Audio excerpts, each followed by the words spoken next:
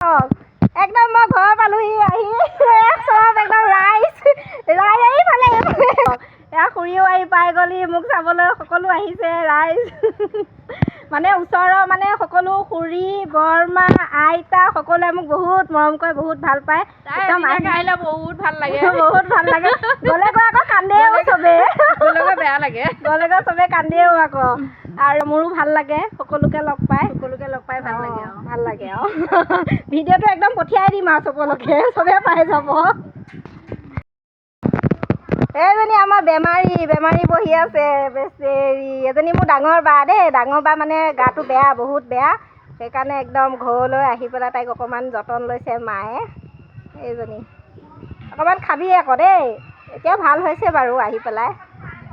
বা চুটিখিনি নাচাই কিয় একদম ধুনীয়া ৰং চং কৰি একেবাৰে সেইটো দেউতা বহি আছে দেউতাই আমাৰ হুলস্থুল শুনি আছে ভিডিঅ' সোপা কৰিলোঁ ধুনীয়াকৈ চব কাট খাই গ'লগৈ গোটেই সোপা আহিছিলে চব ভিডিঅ' কৰিলোঁ এটাও নাইকিয়া কৈ দিছোঁ আৰু ভিডিঅ'খিনি কাট খাই গ'ল